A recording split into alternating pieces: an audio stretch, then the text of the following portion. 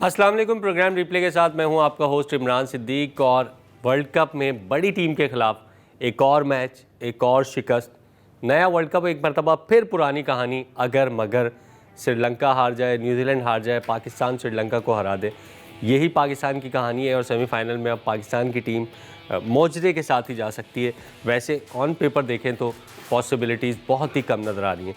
कल जो कि इंग्लैंड से मैच था, पाकिस्तान ने एक डिसेंट टोटल बना दिया था 165। फिर उसके बाद 35 पे 3 और 58 पर 4 खिलाड़ी इंग्लैंड के आउट कर लिए थे। और उनके मेन बैट्समैन आपने आउट कर लिए थे। सिर्फ एक कप्तान हैरी ब्रूक जो है वो विकेट पर मौजूद थे।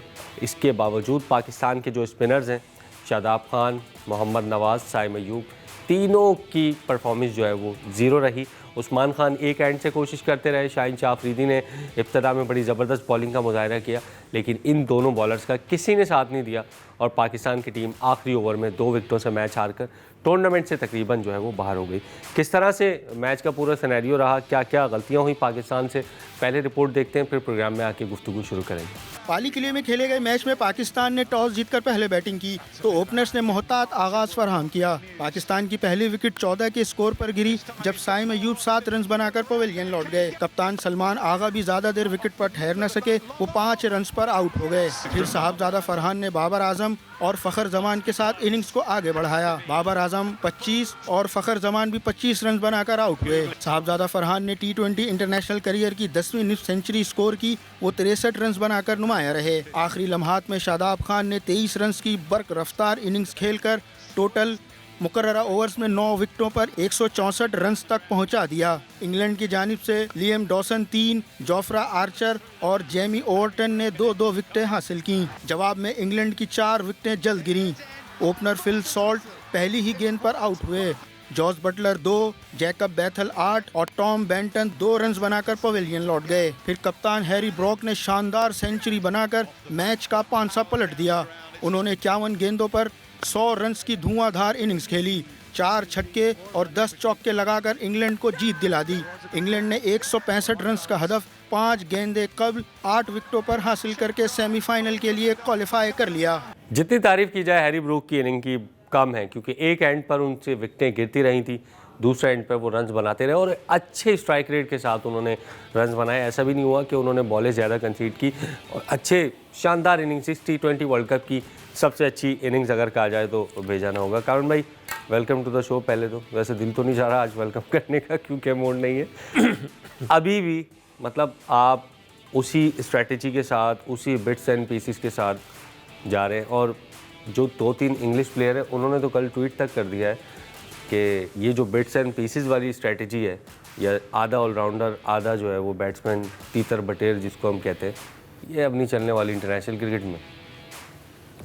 नहीं, आधे भी होते तो काम चल जाता। आधे भी नहीं है, 25%। कल तो छटाक बराबर ही रह गया ना, मसला ये हो गया ये भी तो एक और जो ट्रेंड चल रहा है पाकिस्तान क्रिकेट में, वो ये कि कुछ प्लेयर्स हैं जो शायद बायलैटरल में या बिल्डअप टू वर्ल्ड कप या मेजर इवेंट वो अच्छा परफॉर्म कर रहे होते हैं, लेकिन जब कोई मेजर टूर्नामेंट आता है और मेजर सिचुएशन होती है तो उसमें कभी वो क्रीज के बाहर खड़े हुए रन आउट हो जाते हैं। हाँ, कभी जो है वो उनको सीधी बॉल के ऊपर वो टेढ़ा मार के आउट हो जाते हैं, और कभी वो 17-17 रन दे जाते हैं।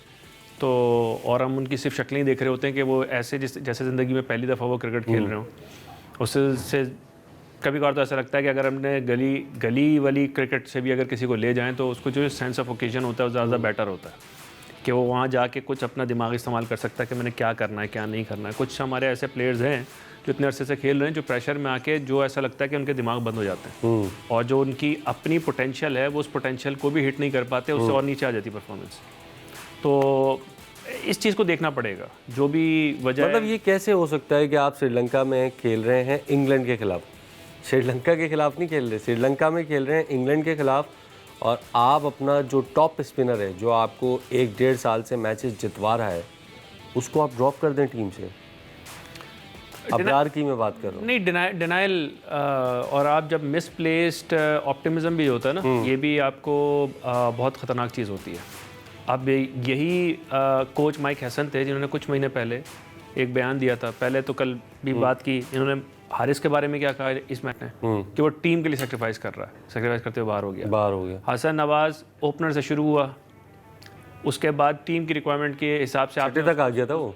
आपने उसको बनाया कि मैं फिनिशर रोल में ज़रूरत है, उसने जहाँ तक जब तक उसने 50s की सब कुछ किया, जब वो एक ट्रांजिशन पीरियड में लर्निंग वाले उसमें गया, हारिस के साथ भी यही हुआ, जब उधर गए तो उनको सपोर्ट करने की वजह आपने उठा के उनको कुर्बानी का बकरा बना के उनको बाहर कर दिया। ठीक है, अब मसला ये है कि अभी कुछ अरसे पहले तो उन्होंने नवाज के लिए कहा था कि दुनिया का बेस्ट स्पिनर है।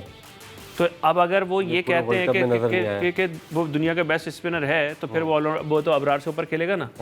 और फिर उसके बाद शादाब आप उसको जिस तरह से वो करना चाह रहे हैं कि उस्मान इंडिया के खिलाफ ज़्यादा बैटिंग करके देते हैं, आप यहाँ पे भी जो है शादाब को उस्मान शादाब और नवाज के हवाले से 2021 यानी 2019 से आईसीसी इवेंट्स खेल रहे हैं ये लोग। मैं आपसे 2021 हाँ मैं आपसे पूछूंगा कि इनकी आईसीसी इवेंट्स में अभी तक की कौन सी बेस्ट, पर मुझे तो याद नहीं है कि उन्होंने कोई सिंगल हैंडेडली कोई मैच जितवा दिया हो पाकिस्तान को, इन दोनों ऑलराउंडर्स में से किसी ने।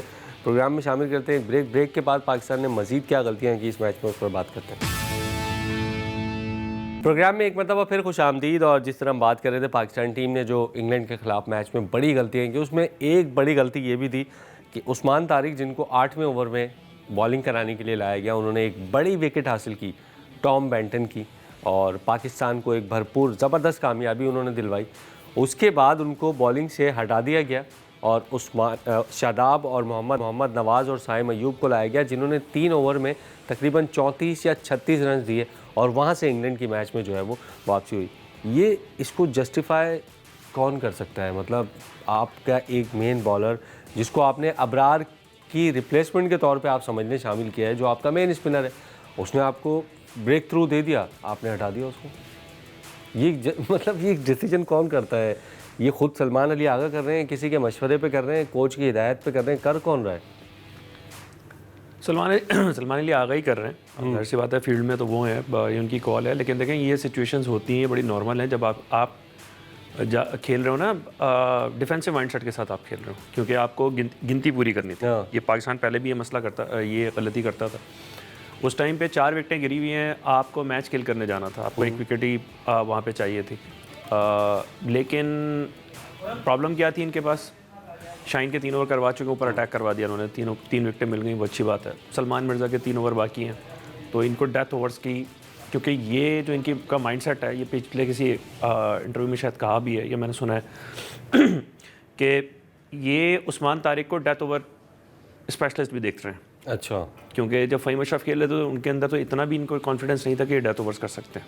तो एक पेसर, और इनको जैसे इंडिया के खिलाफ इन्होंने 19 ओवर किया था, तो इनका सेटअप ये था, जो इनिशियल इनका प्लान था कि उस्मान तारिक को 10 ओवर के बाद इस्तेमाल करना। वो तो इतना प्रेशर पड़ा कि लाना पड़ा इनको। तो लोग इसको इस तरह देख लें कि अगली ओवर क्यों नहीं करवाया। वो जो प्लानर्स हैं वो ये कहेंगे यार एक हमने ओवर वहाँ भी करवा लिया था, वो हमने ज़ाया कर दिया था। ये बात ये कि आप किस तरह से गेम को अप्रोच करते हैं। यहाँ इनको भाई, आपने एक 4 विकेटें जिस टीम की 50 रन पे गिर गई हैं, आप उस मैच में ये सोच रहे हो कि आपके डेथ ओवर में बॉलिंग कौन कराएगा? मतलब आप वहीं गेम ख़त्म करने जाओगे ना। डेथ ओवर की तो बारी नहीं आनी चाहिए, और अगर बारी आएगी भी तो उनके टैलेंडर्स खेल रहे होंगे उस वक्त, जो कि हुआ उस वक्त खेल रहे थे वो टैलेंडर्स। मसला ये है कि जब आपको कॉन्फिडेंस ना हो, यहाँ पे आपके कॉन्फिडेंस या आपकी परफॉर्मेंस का इशू है कि यहाँ पर आके शादाब खान, साइम अयूब, मोहम्मद नवाज़, जिनको आप कौन से कोटे में खिला रहे हैं ये अभी तक किसी को क्लियर नहीं है, ये उनको भी नहीं पता है। ठीक है, वहाँ लियम डॉसन खेले, विल जैक्स चलें, जो कुछ भी है, कहीं परफॉर्म कर रहे हैं ना। विल जैक्स भी दो पिछले मैच में किया। हाँ, तो यहाँ पे अब ये जिम्मेदारी 3, अगर आप मेन बॉलर्स के साथ आप जा रहे हैं तो फिर उसके बाद इनकी जिम्मेदारी बनती थी इनमें से किसी ने मैच पकड़ के देना था। अब इनसे वो चीज़ हुई नहीं, और वो क्यों नहीं हुई, लोग इसके ऊपर ज़्यादा उस तरफ नहीं जा रहे या वो नहीं हो रही। पाकिस्तान ने कल फिर बहुत बड़ा ब्लंडर किया है। पहले बैटिंग करने का जो ब्लंडर इन्होंने किया था, उसका नतीजा ये हुआ कि जो दूसरी बॉलिंग में डी आना शुरू हो गई थी, आपके स्पिनर्स नाकारा हो गए। उसमें तो मसला ये ना कि इंग्लैंड अगर पहले इंग्लैंड को देते पहले बैटिंग, वो उन्होंने 170-80 मार देने थे, हमसे नहीं होने। आपको कुछ चांस या चले वो जो भी है, मैं उस तरफ नहीं जा रहा, मैं टेक्टिकल बात कर रहा हूँ। अगर आप उस्मान तारिक का भी स्पेल देखें, आखिरी तीन बॉलों में से 2 के ऊपर उसको, एक पे विल जैक्स ने लेग पे छक्का मारा, एक पे ऑफ पे, आखिरी 3 गेंदें उसने सीम अप की हैं। किसी ने नोटिस नहीं किया, किसी ने बात नहीं की, ग्रिप नहीं कर रहा था, क्योंकि ग्रिप नहीं कर पा रहा था वो।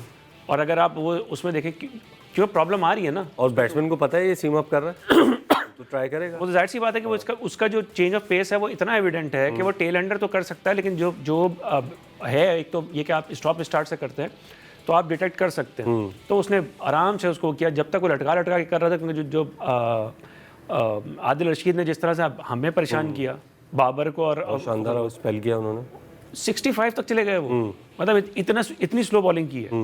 तो ये पिच ऐसी ही थी, लेकिन यहाँ पर जो प्रॉब्लम आ रही है, पाकिस्तान की प्लानिंग की बहुत प्रॉब्लम आ रही है। बिल्कुल। और जो आपने कहा कि बहुत स्लो उन्होंने गेंदें की हैं, नवाज़ और शादाब को देखें तो तेज़ गेंदें की हैं उन्होंने इस मैच में, और शायद पिच को गलत रीड किया और पिटाई हुई उनकी इस मैच के अंदर। प्रोग्राम में शामिल करते हैं ब्रेक के बाद वापस आकर पॉसिबिलिटीज़ क्या हैं वो तो हमने बात करनी है। वैसे तो 95% पाकिस्तान की टीम बाहर है, लेकिन अभी भी कोई ना कोई आसरा है जिस पर बात करते हैं। प्रोग्राम में एक मरतबा फिर खुश आमदीद, और अब हम करेंगे वही पाकिस्तान वाले काम जो पाकिस्तान के हर T20 वर्ल्ड कप में, हर ODI वर्ल्ड कप में, हर ICC इवेंट में होते हैं, कि किस तरीके से पाकिस्तान की टीम जो है वो सेमीफाइनल के लिए क्वालिफाई कर सकती है, किस किस को हमें हरवाना है, दुआ करनी है, किस किस को हमने जीतना है। पहले रिपोर्ट देखते हैं और फिर आकर बात करते हैं। वर्ल्ड कप नया, कहानी पुरानी, इंग्लैंड से अब है आस लगानी। T20 वर्ल्ड कप में पाकिस्तान टीम एक बार फिर अगर मगर का शिकार हो गई। सेमीफाइनल में जाने के लिए इंग्लैंड और श्रीलंका के लिए भी दुआ करना होगी। पॉइंट्स टेबल पर पाकिस्तान टीम इस वक्त 1 पॉइंट के साथ तीसरे नंबर पर है। पहले सिनेरियो के मुताबिक अगर न्यूजीलैंड की टीम इंग्लैंड और श्रीलंका के खिलाफ अपने दोनों मैचेस हार जाए और पाकिस्तान टीम श्रीलंका को शिकस्त दे तो पाकिस्तान सेमीफाइनल में पहुंच जाएगा। दूसरे सिनेरियो में अगर कीवी टीम एक मैच जीती तो पाकिस्तान को सेमीफाइनल तक रसाई के लिए श्रीलंका को हराना होगा। उसके बाद पाकिस्तान और न्यूजीलैंड का फैसला नेट रन रेट पर होगा। पाकिस्तान सुपर 8 में अपना आखिरी मैच 28 फरवरी को श्रीलंका के खिलाफ खेलेगा। श्रीलंका भी अपने दोनों मैचेस जीतकर सेमीफाइनल के लिए क्वालिफाई कर सकता है। कान भाई, अगर मगर ये हार जाए, इमरान भाई, अगर ना मगर, सिर्फ घर घर नहीं सिर्फ लाहौर नगर ये डिजर्व भी नहीं करते ना, सिर्फ घर घर डिजर्व भी नहीं करते। आप पूछ रहे हैं पाकिस्तान को क्या करना होगा, पाकिस्तान किस तरह से सेमीफाइनल पहुंच सकता है। वो तो आज ही वैसे पता लग जाएगा शाम में। नहीं, वो एक ही तरीका है उसका कि न्यूजीलैंड और श्रीलंका जो है वो दोनों कहीं छुट्टियां मनाने चले जाएं तो पाकिस्तान सेमीफाइनल पहुंच सकता है। तो मुश्किल है कि न्यूजीलैंड जैसी टीम इतनी बड़ी साइड है, दोनों मैचेस हार जाए अपने। मैंने एक चीज़ आपको कही थी न्यूजीलैंड वाले मैच के बाद, आप भी थोड़ा सा हैरान हुए थे और लोग भी कह रहे थे कि क्या बातें कर रहे हैं। मैंने कहा था 1 पॉइंट मिल गया, गनीमत है। हाँ। वरना उस मैच में इससे भी ज़्यादा आपको जो ब्लंडर्स देखने को मिलते हैं, जो इस टीम में तो फिर भी शाहीन को ले आया ना फ़हीम अशरफ की जगह पे। आप मुझे बताएं कि इस टीम में शाहीन भी नहीं होता, फ़हीम अशरफ खेल रही होती, फिर आप सोचें कि क्या होता। बहुत ही बुरी तरीके से फिर तो हम 8 विकेटों से हारते हैं। अभी तो 8 गिरा दिए हमने। तो शाहीन ने वापस आके उनको भी एक वो कहते हैं ना कि बाहर का राउंड लगा के आए तो उनको भी एक टीका लगा हुआ। तो वो करते हैं वैसे हमेशा ही, जब उनको ड्रॉप किया गया है, वो रिटर्न जब आते हैं तो बड़ा धमाकेदार आते हैं भाई। शाहीन का सिर्फ एक मसला है, शाहीन का और हारिस रऊफ का, और मुझे समझ नहीं आता कि हमारी जो थिंक टैंक बैठा हुआ है, इतनी मैनेजमेंट्स आ गई, एनालिस्ट बैठे हुए हैं, वो एक बात ये क्यों नहीं समझा पा रहे। शाहीन, हारिस, इन दोनों का एक ही मसला है कि ये स्ट्राइक बॉलर्स हैं और ये ग्लोरी बॉल हंटिंग में चले जाते हैं। कल शाहीन ने कोई बॉल आगे नहीं किया, सिर्फ लेंथ बॉलिंग की है और लेंथ बॉलिंग से उनको विकेटें खुद ब खुद मिली हैं। हारिस रऊफ शुरू में आए थे, वो भी लाइन लेंथ के ऊपर फोकस रखते थे, शाहीन का भी ये था। और आप जो है विकेट टेकिंग बॉल के लिए आप जाते हैं, और अनफॉर्चुनेटली हमारी क्रिकेट में ये बीमारी इतनी सरायत कर चुकी है कि और बॉलर्स में भी ये प्रॉब्लम आ गया है कि अब वो हर बॉल पे विकेट लेने चले जाते हैं। भाई बुमराह की आप बॉलिंग देख लीजिए, आप वसीम वकार की, आपने मजबूर करना बैट्समैन, आपने हाइलाइट्स देखी होंगी वसीम वकार की, इमरान खान की, लेकिन वो हाइलाइट्स के अलावा भी वो पूरे स्पेल करते थे। वो ये नहीं था कि 4 बॉलों के अंदर 6 विकेटें ले ले, या 6 बॉलों में 4 विकेटें ले लेते थे। वो पूरा दिन बॉलिंग भी करते थे, सेटअप करते थे, और वो पूरे टेम्परामेंट के साथ होते हैं। जो टेम्परामेंट है वो ज़रूरी है, बॉलर के लिए ज़रूरी चीज़ है। तो शाहीन आए कल, उन्होंने कोई शुरू की 3 जो उन्होंने की हैं, और चौथी विकेट भी जो उन्होंने लिया है स्टोर बॉल, मतलब वेरिएशन के ऊपर। पहले क्या था, ड्रॉप करने से पहले कि इसी कंडीशन में वो और तेज़ बॉलिंग करना शुरू कर देते। बिल्कुल, ये फ़र्क आया। तो बाकी जो टीम की कॉम्बिनेशन और सारा का सारा, आप निकल गए कहीं और। हाँ, हम बात कर रहे हैं क्या न्यूजीलैंड की टीम मैच हार सकती है? मैं ये बात कर रहे हैं। आपको जानबूझ के इधर ले गया था, लेकिन आप भी भूलना नहीं चाह रहे। ये पॉसिबिलिटी तो है, और देखिए mathematical श्रीलंका भी हरा तो सकता है Mathematical और इंग्लैंड भी हरा तो सकता है। मैथमेटिकल पॉसिबिलिटी है। इंग्लैंड अनबीटन चला जाए तो उसके तो 6 पॉइंट्स हो जाएंगे, और उसके बाद श्रीलंका न्यूजीलैंड को हरा दे और पाकिस्तान श्रीलंका को हरा दे, तो इतना मुश्किल नहीं है। लेकिन अच्छा, अगर न्यूजीलैंड एक मैच जीत जाता है तो पाकिस्तान फिर श्रीलंका से जीता, नेट रन रेट पर आएगी, तो नेट रन रेट तो पाकिस्तान का ख़राब नहीं है, बहुत क्लोज जाके इंग्लैंड से आ रहे हैं। न्यूजीलैंड वाला जो है वो तो नेट रन रेट काउंट ही नहीं होना आपका। फिर श्रीलंका से जीतेंगे आप तो आपका तो ज़ाहिर फिर प्लस बेहतर होगा न्यूजीलैंड से। नहीं, ये बात सही है, ये हो सकता है, लेकिन इसमें प्रॉबिलिटी आपको सबसे जो की प्रॉबिलिटी है, ये अजम्पशन है, वो ये है कि न्यूजीलैंड श्रीलंका और इंग्लैंड दोनों से हारेगा। नहीं, मैं कह रहा हूँ एक भी अगर हार जाते हैं, एक नहीं, उसको इंग्लैंड से श्रीलंका से हारना है। हाँ, क्योंकि अगर श्रीलंका जीत जाता है तो 2 ही पॉइंट होंगे ना, श्रीलंका एक जीत के नहीं जा सकता ना, एक जीत के नहीं जा सकता। उनका श्रीलंका तक के तो 2 ही मैच बाकी है ना, तो श्रीलंका से वो या इंग्लैंड दोनों में से किसी से भी हार जाए, पाकिस्तान को अपना मैच लाजमी जीतना है ना। वो तो लाजमी जीत। हाँ, वो तो लाजमी। और अगर नेट रन रेट पे बात आई, न्यूजीलैंड के 3 हुए, पाकिस्तान के 3 हुए, तो फिर मेरा ख्याल है पाकिस्तान का। इमरान, आप किन लोगों से उम्मीद लगा रहे हैं? अपने ही लोग हैं थोड़े, ये जिनको अपने ही शहरों में, कराची लाहौर में रहते, जिनको गिरती हुई बारिश में इतनी कोई चीज़ जो है उनको टक्कर नहीं मारती कि इस सिचुएशन में दूसरी बैटिंग की जाती है। हाँ। वेट कंडीशंस में आप एक्स्ट्रा पेसर खिलाते हैं, स्पिनर्स नहीं खिलाते, ठीक है। आप उनसे ये उम्मीद कर रहे हैं कि इनको अगर क्वालिफिकेशन का सिनेरियो पता चल जाएगा तो ये कुछ करेंगे। हाँ। कल अगर मिसाल के तौर पे अगर इनकी इतना वो होता, आपका एक आउटसाइड चांस बन गया था, तो वहाँ पे साइम अयूब, जिसको आप पावर प्ले के अंदर बैटर्स को मिस्ट्री स्पिन उसकी यूज़ करते हैं, आखिरी ओवर उसको देने में क्या हर्ज था? बिल्कुल। जोफ्रा आर्चर, और वो मतलब टेल एंड रह गई है भाई, या तो मारते लटकाते या फिर जो है वो बोल्ड मार सकता था उनको। वहाँ पे आपने वहाँ पे साइम से चांस क्यों नहीं लिया? नहीं, सलमान के भी ओवर पूरे हो चुके थे, सलमान का एक ओवर बाकी था, कल कुछ भी करा, नहीं करवाया ना, लेकिन पहली बॉल में मैच खत्म हो गया। यही चांस आप साइम से ले सकते थे तो शायद आप ये मैच भी जीत जाते। बिल्कुल, लेकिन शायद ये हो जाता, वो हो जाता, इसी पे चल रही है पूरी पाकिस्तान की टीम। प्रोग्राम में शामिल करते हैं ब्रेक के बाद वापस आते हैं। प्रोग्राम में एक मरतबा फिर खुशामदीद और अहम तरीन मैच आज T20 वर्ल्ड कप में। वैसे अब तो ग्रुप का हर मैच हमारे लिए तो आम तरीन है। श्रीलंका और न्यूजीलैंड की टीमें आज मद्दे मुकाबिल हो रही हैं प्रेमदासा के स्टेडियम पर। क्या चांसेस है श्रीलंका के, क्या न्यूजीलैंड के चांसेस है? ग्राउंड चेंज है, पाली किले में नहीं है। पहला मैच श्रीलंका की टीम पाली किले में हार गई थी। अब श्रीलंका को समझते हैं कोलंबो में स्पिनर्स को उनकी ज़्यादा मदद मिलेगी या वो ज़्यादा इफेक्टिव हो सकते हैं? इफेक्टिव हो सकते हैं, लेकिन न्यूजीलैंड और श्रीलंका का मैच बड़ा ज़बरदस्त होगा क्योंकि श्रीलंका की टीम थोड़ी फॉर्म टीम है, न्यूजीलैंड की टीम बहुत स्ट्रॉन्ग चल रही है। और अभी जो मैच बड़ा ज़बरदस्त होना चाहिए। और लेकिन मैच ज़बरदस्त के साथ एक चीज़ ये बता दूं आपको कि न्यूजीलैंड बड़े मार्जिन से नहीं जीतना चाहिए। अगर जीतता भी है न्यूजीलैंड तो बहुत बड़ा मार्जिन ना हो, क्योंकि पाकिस्तान फिर श्रीलंका को इतने बड़े मार्जिन से शिकस्त नहीं दे सकेगा। और रन रेट की बुनियाद पर 2019 में हमारे साथ हुआ था, वही हो जाएगा। हमारे साथ तो अक्सर होता हुआ है। 2023 में भी आप आखिरी मैच में जब गए थे आपके पास चांस था, लेकिन वो तो इंग्लैंड से आप आखिरी मैच हार गए, वरना चांस था आपका। यहाँ प्रॉब्लम इमरान जो है ना, वो प्रॉब्लम ये है कि आप सिर्फ न्यूजीलैंड और पाकिस्तान के कॉन्टेक्स्ट में देख रहे हैं। श्रीलंका का अपना भी तो चांस है। श्रीलंका अगर दोनों मैच जीत जाता है उसको तो काउंट ही नहीं कर रहा कोई। हाँ, तो श्रीलंका का अपना भी तो चांस है। तो वो भी अगर 2 मैच जीत जाती है, जान तो मारेंगे, अपने लिए मारेंगे। सबसे स्ट्रॉन्ग चांस जो है न्यूजीलैंड का भी है कि भी वो 5 पॉइंट पे जा सकती है। और तो आज आपकी सेकंड बेस्ट टीम का इन दोनों में से फैसला हो जाएगा। इस जो इनफैक्ट वो टेबल पे भी सेकंड पोजीशन पे आ जाएंगे।